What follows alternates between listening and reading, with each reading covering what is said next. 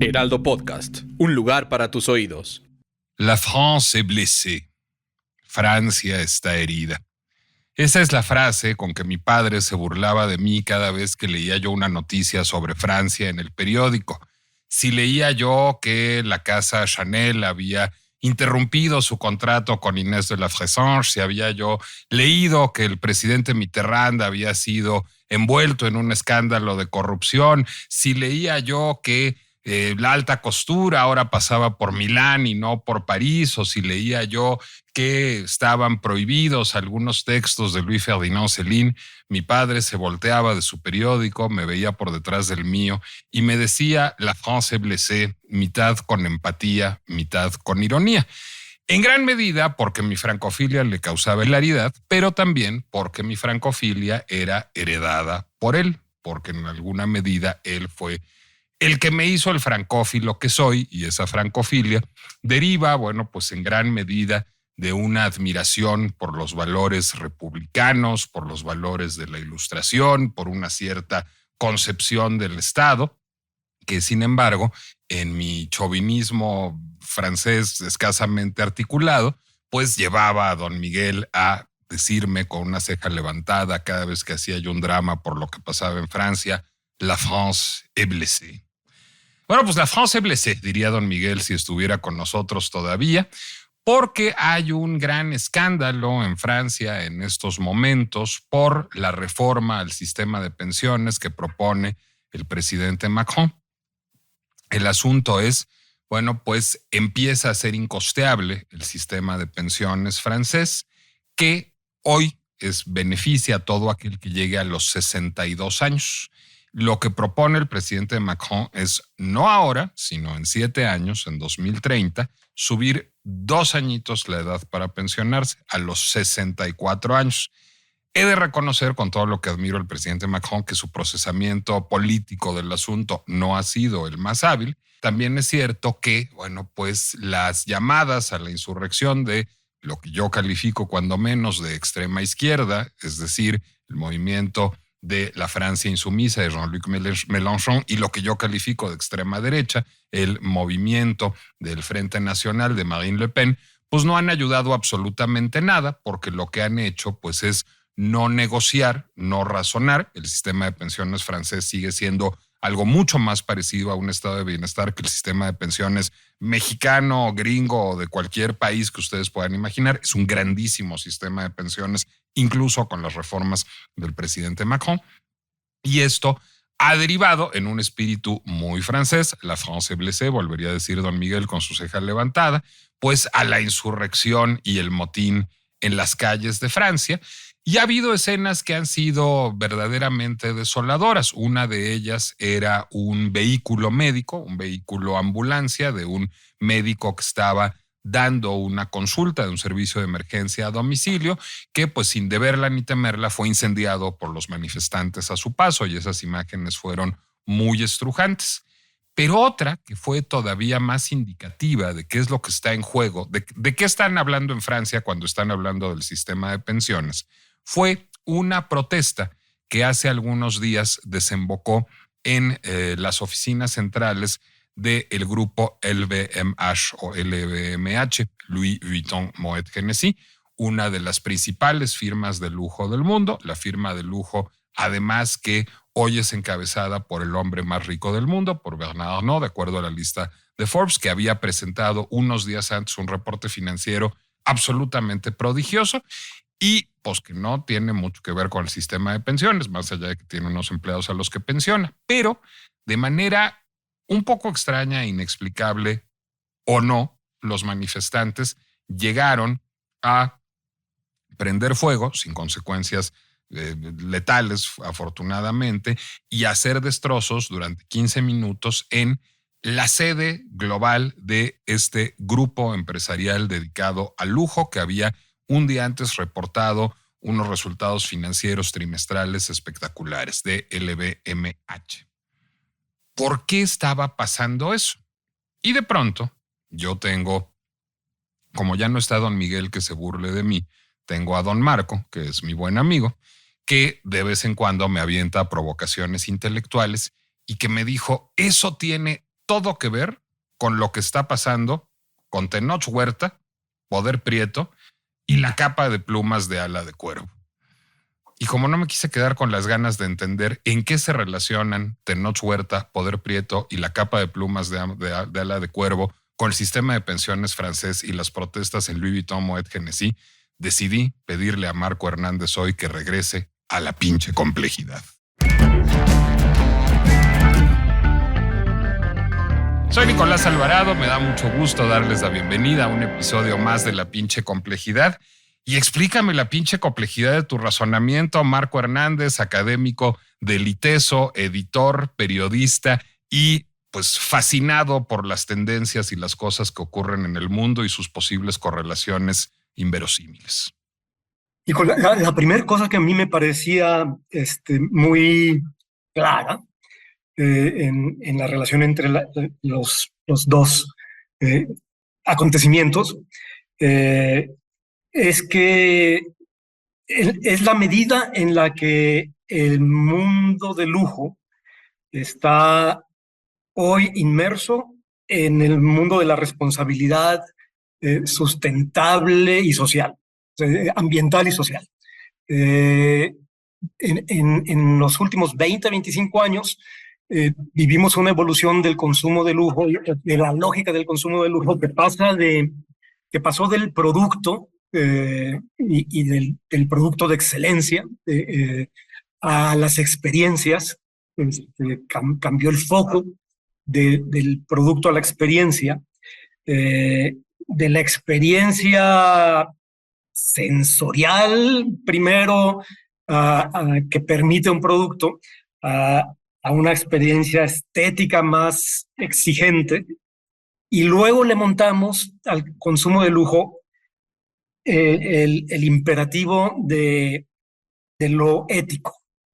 Y hoy esperamos de todo el universo de lujo un comportamiento ético alrededor de experiencias estéticas, de productos de calidad impecable, y atrás de ese reclamo, creo, de los dos, justificados o no, atrás de lo acontecido en París y en México a propósito de algo que sucedió en Milán, lo que yo veo es eso. O sea, es un reclamo de coherencia, de consistencia y de hacerse responsable de ese complejísimo trama de todo lo que hoy le pedimos al lujo.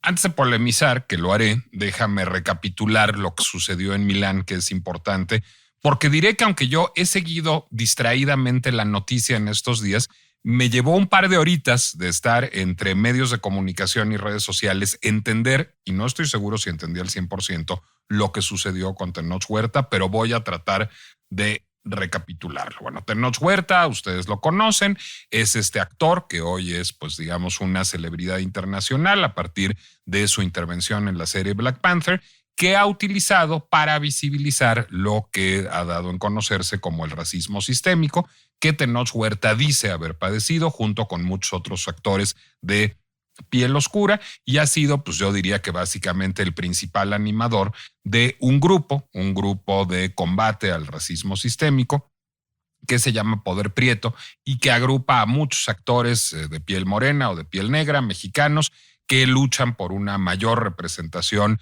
de las personas de piel morena y de piel negra en las, digamos, las artes escénicas y audiovisuales mexicanas, no solo en el cine, sino también en el teatro, en la televisión, en la moda, etcétera. Bueno, en el camino de esto, Tenoch Huerta, pues ya es una celebridad muy grande. Y siendo una celebridad muy grande, lo invitan a la Semana de la Moda en Milán, al desfile de Hugo Boss específicamente, y él, digamos, decide encarnar esta reivindicación de lo mexicano y específicamente de lo mexicano tradicional, envolviéndose no en un zarape de Saltillo, porque él es un activista racializado posmo, no es un activista racializado tradicional, y decide envolverse en una capa de una marca que se llama Los Hijos del Maíz, lo que está muy en estas coordenadas ideológicas, que tiene plumas de ala de cuervo. Y hasta donde yo entiendo, lo único que sabía Tenoch Huerta de la capa es lo que acabo de decir. ¿Me estoy equivocando, Marco? Corrígeme. Sí, yo creo que ahí hay en el caso de lo que pasa con Tenoch y la capa, lo que desata el reclamo de Luz Valdés, la promotora de artesanía o de trabajo artístico de comunidades indígenas, es que Tenoch sí sabía, o sea, de dónde venía la pieza, había conocido a la artesana, pero yo creo que lo que desata la ira ahí es haber trasladado esa pieza intervenida por una diseñadora en el contexto de la Semana de la Moda de Milán, habiéndole dado crédito a la diseñadora y al grupo y no a la artesana que originalmente produjo la pieza. Porque hasta donde yo entiendo, el encuentro entre Tenoch y la artesana se produce a posteriori y a instancias del reclamo de Luz Valdés. ¿No es así? Yo estoy casi seguro de que no. No he seguido tanto eso, pero creo que el reclamo viene ahí sí, o sea, confieso que no he seguido esa evolución, pero digamos que Tenoch llega a la capa por Luz Valdés. Correcto, por Luz Valdés. Ella es la que lo acerca a esta firma, Los Hijos del Maíz. Bueno, a partir de que Tenoch llega a la Semana de la Moda en Milán y se presenta y hay fotógrafos y glamour y champaña con él, con la capa de esta marca, Los Hijos del Maíz, y no hay un crédito a la artesana en cuestión y su obra fue intervenida, fue, digamos, ampliada, si fuera en términos musicales. Ella hizo un rebozo de plumas de ala de cuervo y lo que hizo la diseñadora fue ponerla, digamos, casi como cuello de una capa que tenía otra tela. Bueno, esta mujer que se llama Luz Valdés y que es una mujer de piel blanca y que es una promotora, digamos, de el artesanado indígena mexicano textil, pues hace un reclamo muy airado contra Tenoch Huerta y contra, digamos, este ecosistema de la moda y la celebridad y contra Los Hijos del Maíz por no darle crédito a la artesana original. Pero entonces todo poder prieto se lanza un poco al modo de la CNOP, por decirlo de algún modo, en masa a linchar digitalmente a Luz Valdés por osar, digamos, tocar a quien es claramente su líder. Es decir, hay un proceso de linchamiento mediático muy construido alrededor de la figura de la Salvadora Blanca, que también es uno de los topos, digamos, de este mundo del discurso sobre el privilegio, que es lo que está en el fondo, y ahorita vamos a llegar a ello de manera importante. Claro, lo que pasa es que tú estás utilizando a la artesana porque te estás haciendo pasar por una salvadora blanca y nos estás racializando todavía más. Entonces, bueno, pues se sale tan de control el asunto, porque aquello se vuelve el cagadero que se vuelven esas cosas en Twitter normalmente, que mejor Tenoch Huerta sale con un comunicado muy elegante y sensato a decir: ahí muere, sí la regamos, a veces terminamos encarnando lo que defendemos, paz, no vaya yo a terminar cancelado a estas alturas del partido. Yo creo que lo que tienen en común las dos historias es la reivindicación de una agenda que parte de una desigualdad, y si quieres decirlo en términos del discurso contemporáneo y de la política identitaria, de las desigualdades estructurales, pero determinan, siendo chivos expiatorios del asunto, pues unos actores que pasaban por ahí básicamente. Es decir, pues, ¿qué es Louis Vuitton Moet Hennessy? Louis Vuitton Moet Hennessy es un conglomerado de empresas de lujo en el mundo. Full disclosure, yo trabajo para Moet Hennessy, eso es importante decirlo y es una cosa más o menos pública, pero eso hace que conozca bien sus iniciativas. Pues hay una serie de programas de apoyo en el mundo a causas que van de la educación al género, al medio ambiente, a las vocaciones cinematográficas, que es francamente asombroso en términos de responsabilidad social. Es decir, pues, ¿qué está haciendo Moet Chandon en México? Está apoyando las vocaciones cinematográficas de los alumnos de una universidad pública, de la Universidad de Guadalajara. Es lo que está haciendo fundamentalmente. Pero en Argentina, Chandon lo que está haciendo es las naranjas que utiliza para el licor de base del Chandon Garden Spritz, el jugo donarlo a las escuelas argentinas de la comunidad en donde están los viñedos de Chandon para que los niños amanezcan con jugo de naranja todos los días. Las iniciativas de cuidado del medio ambiente, cuando menos de la parte de vinos que conozco bien, el uso racional del agua, el uso racional de la electricidad en los viñedos de Moët Chandon en Epernay son muy impresionantes. Entonces de pronto dices, a ver, pues nadie dice que el LVMH no sea lo que sea. Es una empresa que hace productos de lujo, es una empresa que hace coñacs y vinos y bolsas elegantísimas y vestidos de Dior. Eso es lo que hace el LVMH. Pero dentro de eso cumple con una responsabilidad social, yo creo que más allá, digamos, de la cabalidad. Del otro lado, Tenoch Huerta, pues claro, es una estrella del universo Marvel y le dan atuendos de todas las marcas, y él en el camino lo que hace es reivindicar el trabajo de diseñadores y artesanos mexicanos y ponerlo en la palestra y dar una plataforma para visibilizar el discurso de actores con menos poder, con menos capacidad de negociación y con menos agencia para estar en la palestra. Entonces, ¿en qué momento y qué es lo que pasa? Porque es el fenómeno que yo quiero entender, que termina teniendo LVMH las culpas de las políticas públicas del presidente Macron y Tenoch Huerta las culpas de las diseñadoras que se roban los diseños de las artesanas. Es decir, ¿cuál es el fenómeno que está teniendo lugar ahí?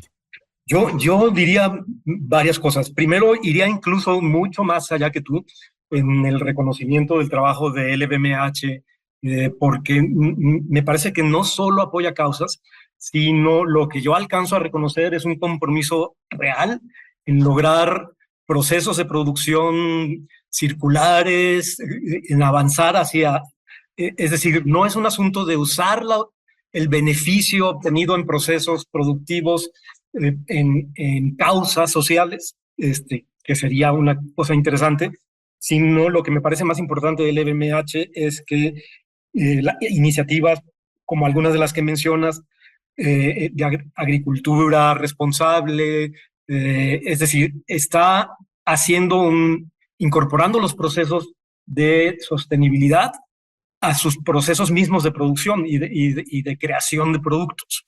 Hay una iniciativa, o sea, hay iniciativas desde esta de agricultura responsable que tú ya mencionas, hasta proyectos en donde stock cero, los restos de materiales se ponen a circular para que diseñadores jóvenes trabajen con textiles y con encajes y con piezas que son desperdicio del proceso de producción de las piezas de las grandes casas de LVMH. En fin, yo reconozco un gran compromiso del corporativo en el proceso mismo de hacer sustentable su vida institucional.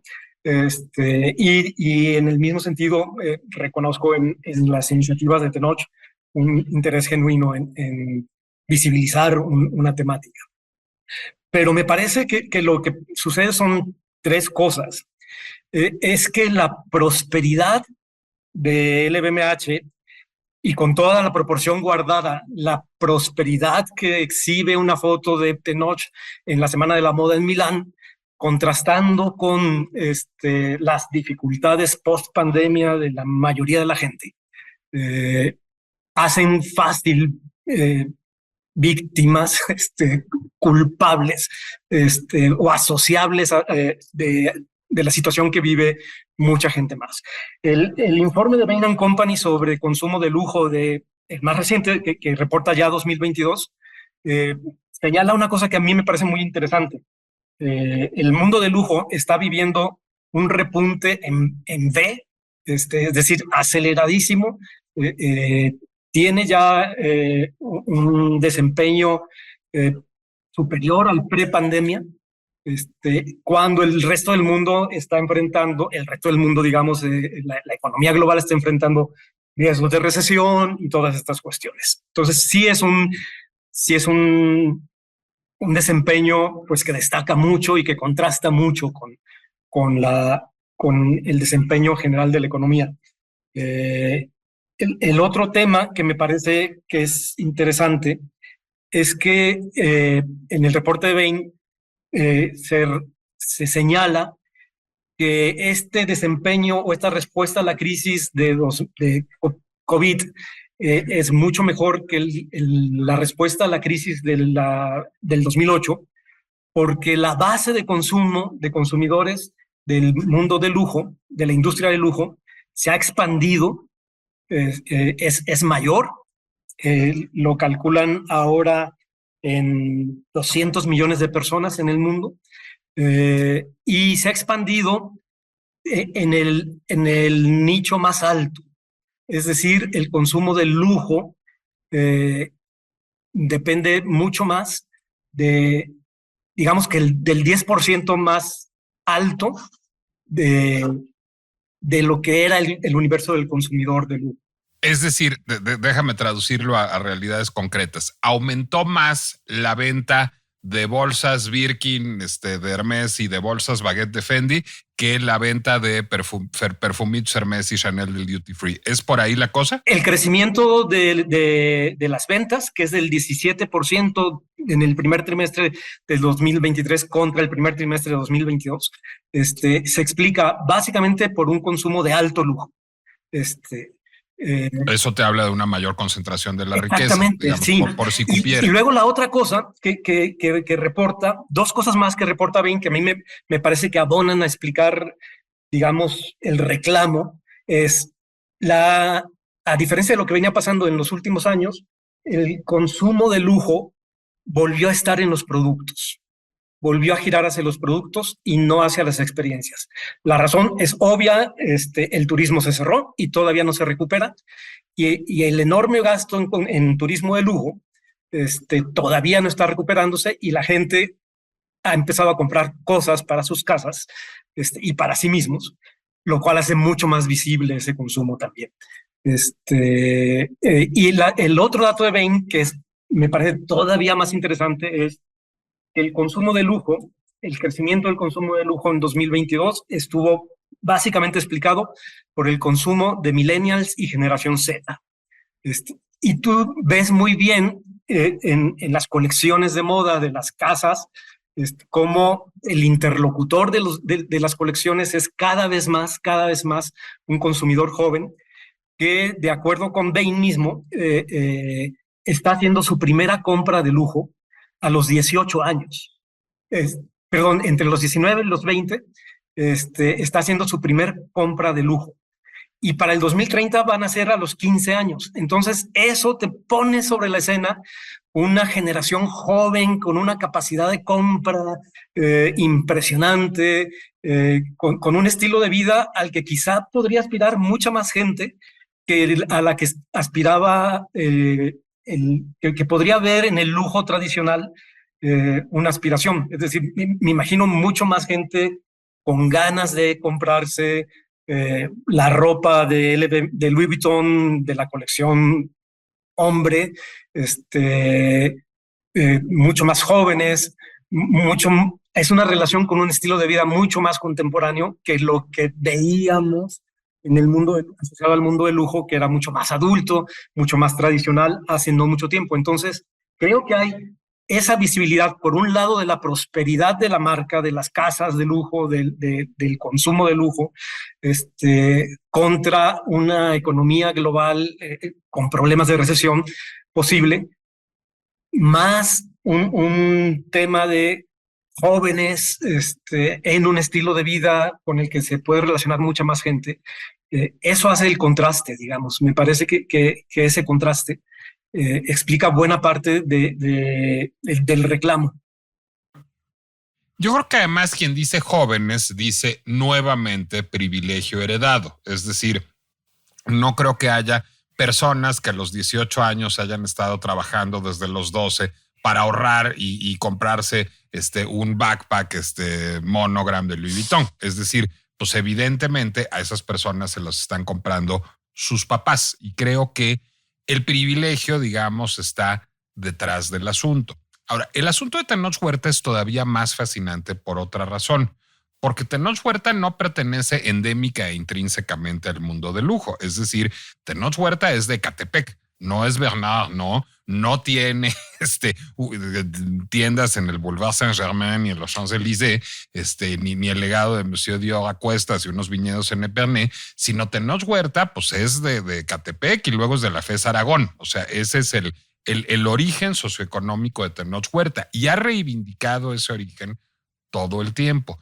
Y yo siento en las críticas contemporáneas a Tenoch Huerta, más allá del asunto específico del derecho de autor y la apropiación cultural, que casi habrá que dedicarle otro podcast a eso en algún momento, pero en las críticas dirigidas a Tenoch veo casi un te olvidaste del barrio, digamos. O sea, veo casi un claro, como ahora eres una estrella de Marvel y ahora estás en la Semana de la Moda de Milán, eres un enemigo. Y no puede dejar de asombrarme que ayer que veía yo varias cuentas de militantes de Poder Prieto en redes sociales, muchos de ellos, empezando por Tenoch y siguiendo por Maya Zapata, se autoidentifican como prietos resentidos. Mitad en un gesto, digamos, de desafío activista y mitad en broma. Pero es cierto que ese desafío activista y esa broma sí hablan de un valor que está muy presente en el discurso contemporáneo, que es el resentimiento. Es decir, como yo no tengo acceso a lo que tiene acceso Bernard Arnault, o como no tengo acceso a lo que tiene acceso Tenoch Huerta, estoy encabronado y voy y los insulto en redes sociales o les quemo su changarro.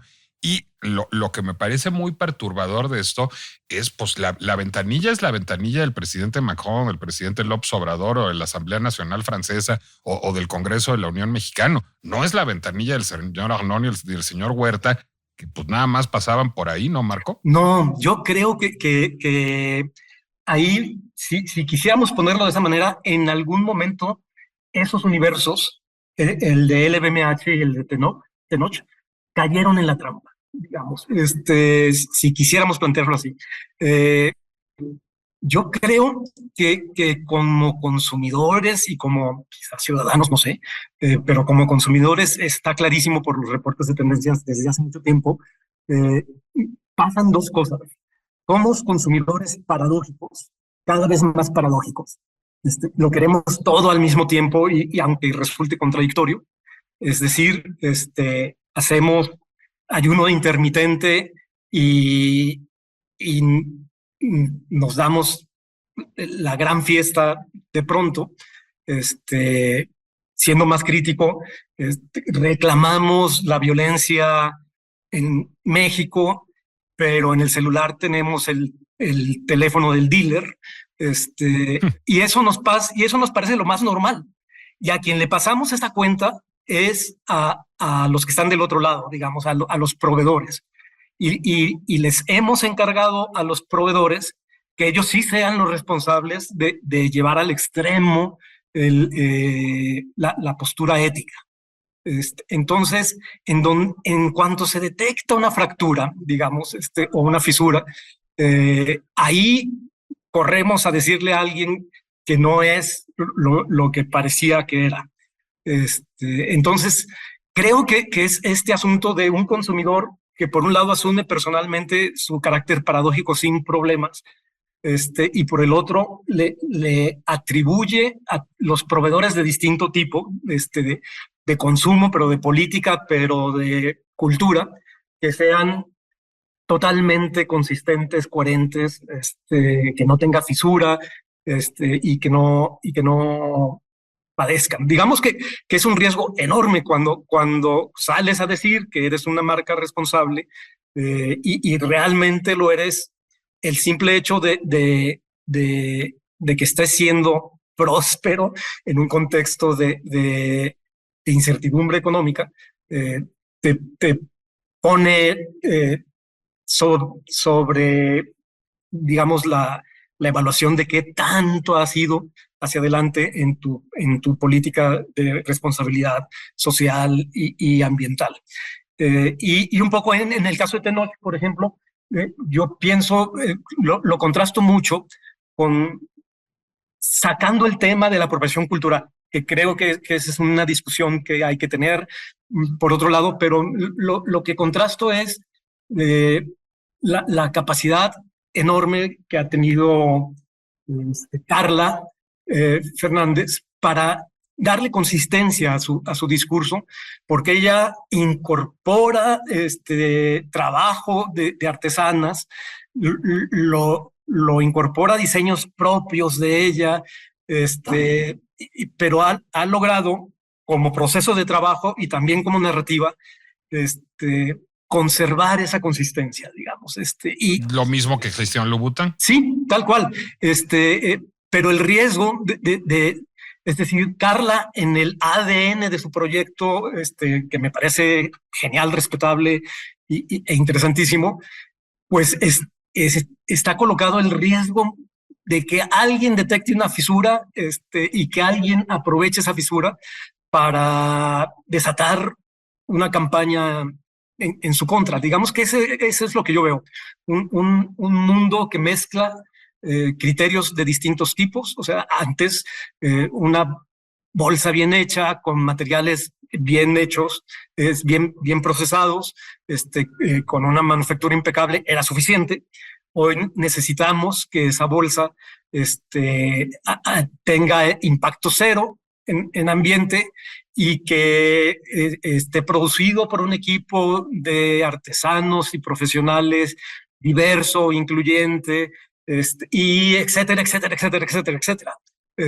Entonces, para mí es muy, muy interesante que la foto de Tenoch en el desfile de Voss en Milán fue de septiembre y la polémica se desata en abril, de septiembre de 2022, y la polémica se desata en abril de 2023. O sea, hay ahí también unos archivos disponibles, abiertos al público, reutilizables en contextos que uno no imagina. Pues en los contextos que terminan siendo políticamente útiles. Yo creo que en el caso del Dalai Lama fue lo mismo. Sí, sí, sí. Ahora, digamos, el caso del LVMH me complica más porque me parece que hay menos responsabilidad, o sea, menos culpa de la marca en lo que terminó pasando, o ninguna. En el caso de Tenoch, a mí ayer ver este hashtag Prieto Resentido me dio una enorme preocupación, porque no es lo mismo decir orgullo Prieto, que está padrísimo, que Prieto Resentido. O sea, Prieto Resentido es apelar, digamos, a la polarización, es apelar a tensar, o sea, es encabrónate y resiéntete porque hay unos blanquitos que tienen privilegios que tú no. Y no se trata de que estés orgulloso de ser prieto, no se trata de que busques la visibilización no solo de tu tez y de tu narrativa, sino de que caigan los blanquitos privilegiados y de estar encabronados con los blanquitos privilegiados. Nada más que en el momento en que Tenoch Huerta se vuelve un, comillas, blanquito privilegiado prieto, es decir, en el momento en que está en el universo Marvel, en el desfile de Voss en Milán con una capa de una diseñadora mexicana intervenida, pues entonces, caray, los que están resentidos son pues los otros prietos contra él. Y hablo en esos prietos resentidos de muchos que a lo mejor tienen la piel blanca. Es decir, el discurso del resentimiento se le revierte a Tenoch Huerta después de haberlo acuñado.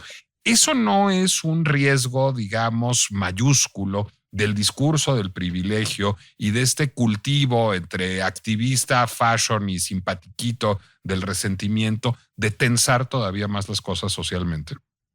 Es que creo que, a ver, una foto de Tenoch en el desfile de Voss sin la capa no hubiera desatado absolutamente nada. No se le hubiera reclamado a Tenoch la presencia en el desfile de Voss. Lo que desata el reclamo es la utilización de la capa. Y entonces... Pero no es valeroso llevar la capa, porque finalmente está padre que una pasarela europea en Milán, Tenoch lleve una capa de diseño mexicano con componentes artesanales. Eso está muy chingón. Sí, por supuesto. El asunto es no darle crédito. Es decir, esa capa en ese contexto es lo que desata el reclamo, digamos, y es el reclamo de la apropiación y de todos estos temas. Que ahí coincido contigo, es todo otro tema, o sea, porque yo justo pensaba en estos días lo lejos que está ese reclamo, digamos, de de una figura que tú sabes que a mí me obsesiona desde hace un tiempo, René de Harnoncourt, que, a quien todo el mundo le reconoce haber puesto en la escena internacional la artesanía mexicana en los años 20 del siglo XX. René Darnoncourt era un curador austriaco que trabajó mucho en México y que llevó mucha artesanía y diseño mexicano a Nueva York y a Europa, ¿verdad, Marco? Sí, y que fue luego director del MoMA, pero que llegó a Estados Unidos por haber montado una exposición sobre artesanía mexicana entendida o abordada no como un asunto etnográfico, sino como un asunto de producción de piezas que podían tener un lugar digno en lo contemporáneo en ese momento. ¿Y no es un poco ese el espíritu de lo que hace Tenoch en el desfile de voz? Sí, a mí me parece que sí. Lo que me parece es que hoy ese universo está leído desde otro lado y está regido por otros criterios de evaluación. Por eso me parece tan interesante el trabajo de Carla, por ejemplo, porque ella está trabajando en esa línea y ha logrado mantener esa consistencia. O sea, Carla ha tenido pasarelas en Nueva York, pasarelas en todos lados, y nadie ha salido a decir que Carla está aprovechándose del trabajo de unas artesanas mexicanas. Entonces creo que ahí hay un tema muy interesante y una polémica, pero que, digamos, en el caso de Tenoch y Milán, creo que lo que pasó es eso, es ese cruce de dos mundos distintos, digamos. Sí. Por el otro lado, y esa es una discusión que alguna vez hemos tenido tú y yo, sí hay una documentación histórica, sociológica, de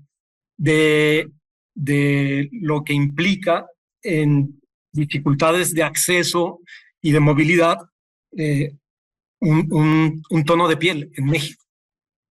No, y yo estoy completamente de acuerdo con ello. Lo que no sé es si la reivindicación del discurso del resentimiento hace mucho por nadie. Es decir, creo que deriva en episodios como este. Sí, lo que pasa es que ahí está el otro tema y el otro discurso que es interesante, muy interesante para mí, que es esta visión del movimiento social y de cómo tiene que ser para ser efectivo, y de la movilización social, no como algo, en algún momento lo leí, no te movilizas en realidad pensando que la movilización va a resolver las cosas. Te movilizas para visibilizar temas, para presionar, para para llamar la atención, y lo que llama la atención hoy es eso.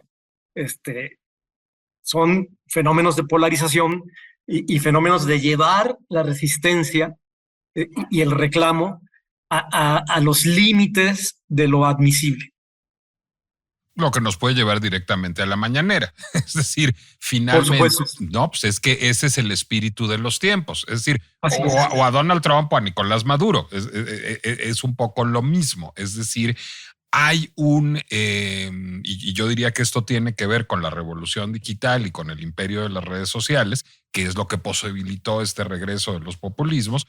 Pues hay un atizar el fuego del enojo desde todas las instancias. Y hay, digamos, incluso pues, organizaciones como Poder Prieto que, viniendo de una agenda completamente distinta, incurren, digamos, en el vicio porque ya es el zeitgeist, o sea, porque ya es a ver quién se encabrona más con quién, y eso genera un pésimo ambiente, creo, que termina revirtiéndose contra, digamos, sus propios personajes emblemáticos, como es el caso aquí de Tenoch Huerta. Ahora, paso al caso del LVMH, que me parece todavía más fascinante, porque en el caso de Tenoch Huerta yo puedo detectar un error, que es, o dos si quieres, haber alentado el discurso del resentimiento, por una parte, y no haber sido riguroso cuando hay un fenómeno que en esas coordenadas se llamaría de apropiación cultural. En mi caso se llamaría de sampleo y remix, pero eso también tiene un mundo del derecho autoral, es decir, pues los señores de ABBA son unos blanquitos suecos, pero igualmente Madonna les paga regalías en Hung Up por usar un riff de una canción de ellos porque está lucrando con su propiedad intelectual y bien está que así sea, vengan de la Sierra de Oaxaca o de Estocolmo. Ahora bien, el asunto del LVMH que resulta muy sorprendente es que en el caso del LVMH todo bien, es decir, las acciones de responsabilidad social de la empresa son absolutamente impecables y nadie además en el discurso está acusando a la empresa de actuar mal. Es como una víctima propiciatoria, es decir, como encarna la prosperidad y la encarnaba especialmente en ese momento. Es decir, como encarna la prosperidad, como encarna, digamos, particularmente en ese momento los valores del éxito por haber presentado un reporte trimestral muy próspero, bueno, pues a partir de eso termina siendo el emblema pues, de un culpable que no tiene culpa de nada. Entonces, ¿qué puede hacer una empresa? O bueno, si la tiene, estaría bien saber cuál es y en qué ventanilla se discute esto. Es decir, no hay ahí, digamos, pues como sería en inglés, un catch-22 para el mundo de la empresa, Marco. Es que, otra vez, o sea, lo que pasa es que hay discursos que lo que están cuestionando de entrada es el modelo de producción, el modo de producción. Entonces, ahí, pues, si tú eres una compañía que genera los miles de millones de euros en un trimestre, bajo cierta narrativa, algo tienes que ver con eso. Algo eres responsable de esta situación que están viviendo otros. Estemos de acuerdo o no con esas narrativas, yo creo que es muy fácil entender por qué, porque Coca-Cola se convirtió en algún momento en el símbolo del imperialismo, o porque el Pato Donald en el siglo pasado fue como el símbolo del imperialismo cultural y estas cosas. Estamos básicamente ante lo mismo, o sea, estamos ante símbolos muy explotables mediáticamente de lo que representa un modo de producción. Te voy a hacer una pregunta como de futurólogo, pero ¿a dónde nos lleva esa polarización? Es decir, no hay, digamos, finalmente como un discurso muy apocalíptico y muy estéril, y si quieres de todos los lados posibles. Es decir, lo que parecería haber es una serie de actores que están muy convencidos de su postura, que están muy convencidos de hacer lo correcto y que tienen un canal idóneo para hacer una cantidad de ruido bestial, que son las redes sociales, y pues pareciera que el problema es autófago y casi diría, acúsame de ser parte del problema. Es decir, pues este podcast no existiría si no tuviéramos cada semana a Tenoch Huerta o a Ventaneando o a Lidia Tar o a LVMH para hablar, digamos, de un fenómeno en donde todos estamos atizando las llamas. Pues termina siendo muy descorazonador, ¿no? Sí, yo creo que tengo la sensación de que lo que va a empezar a suceder es un momento de redefinir estrategias de comunicación de marcas, por ejemplo, en el sentido de ya no estar obsesionados con estar presente en todos lados, y entender muy bien que lo que hay ahí afuera es la capacidad enorme para recontextualizar cualquier cosa que tú digas y generar un conflicto con eso.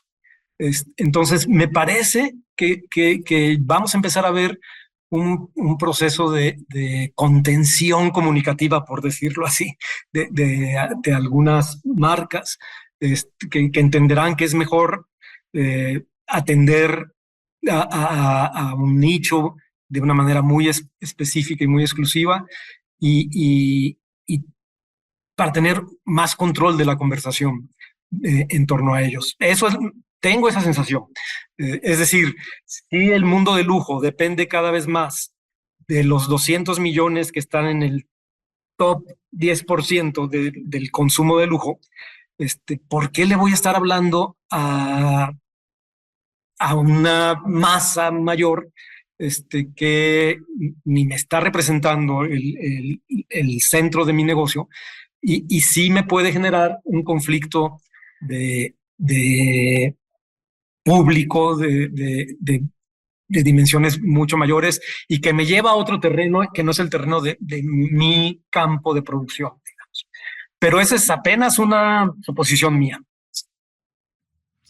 Yo por eso ya voy a ejercer la contención comunicacional y me voy a guardar en mi casa con mis libros y mis películas. Marco Hernández, muchísimas gracias por acompañarnos en la pinche complejidad una vez más. Y gracias a ustedes. Gracias a ustedes por escucharnos. Les recuerdo que mi Instagram es Nicolás Alvarado Lector. Marco, a ti te podemos encontrar en Instagram como MAHT Editor. Y en Twitter, ¿cómo te podemos encontrar? Que ya se me olvidó. Como Marco-H-T. Marco-H-T en Twitter, MAHT Editor en Instagram. Punto editor. A mí me pueden encontrar como Nicolás Alvarado Lector. De todas maneras, todas esas redes van a figurar en el abstract del podcast aquí en Spotify. Y les recuerdo que pueden escuchar La Pinche Complejidad en Spotify mismo, en YouTube, en Apple Music, en Amazon, en Deezer y en donde ustedes escuchen podcasts normalmente. Y procuren la contención comunicacional. Yo sé lo que les digo, su vida será más apacible. Hasta la próxima.